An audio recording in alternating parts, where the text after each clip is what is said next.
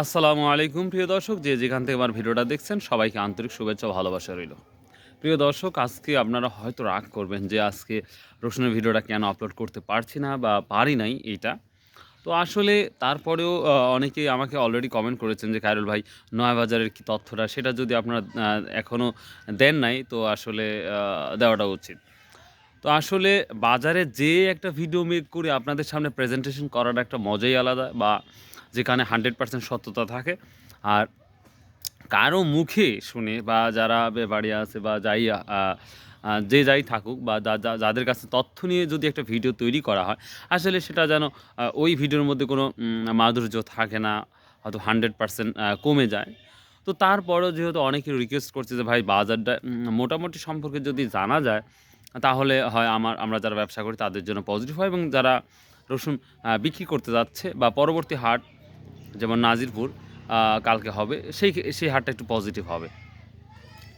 তো এই ধারণা করেই আমি নয়াবাজার তথ্যটা দেবো। আশা করি তারপরে আপনাদের ভালো লাগবে। যদিও মিস্টেক হতে পারে। কারণ অন্যের মুখে কিছু শোনাটা হচ্ছে একটু ডিফিকাল্ট ব্যাপার। তারপরেও আমি বলছি, একটু কাইন্ডলি আপনারা শুনে নেন। আমরা যদি কোয়া রসুন ধরি, তাহলে কোয়া রসুনের দাম সর্বোচ্চটা যাচ্ছে হচ্ছে ৭০ থেকে শুরু করে ৮০-৮৫, এবং যদি তার চেয়ে ভালো কোয়ালিটি হয় তাতে লাগানোর জন্য, সেটা হয়তো ২০০ অব্দি আছে কিনা এটা বলতে পারবো না, তবে মনে হয় নেই। আর যদিও থাকে অবশ্যই কমেন্টস করবেন। কমেন্ট করলে হয়তো যারা জানে না তারা জেনে যাবে। এবার আমরা আসি ছোট রসুন। ছোট রসুনটা আপনারা জানেন, ছোট রসুন সবসময় দামটা বেশি থাকে। ৭,০০০ থেকে শুরু করে ৭,০০০, ৭,৫০০, ৭,৮০০, ৭০০ পর্যন্ত থাকে।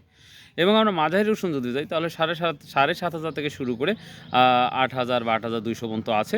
এবং নয় বাজারে সর্বোচ্চ বাজার যদি যায়, তাহলে ৭,৫০০ আছে।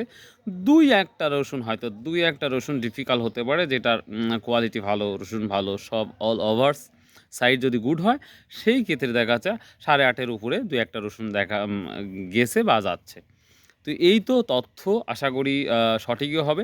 তারপরে যদি কোনো ভুল ত্রুটি হয় অবশ্যই কমেন্ট করবেন। তো যারা দেখবে তাহলে ওই কমেন্টটা দেখেও তারা বুঝতে পারবে কি বাজারটা। তো ভাই, ভালো থাকুন, সুস্থ থাকুন। আসসালামু আলাইকুম রাহমাতুল্লাহ। আর আমার জন্য অবশ্যই দোয়া করবেন।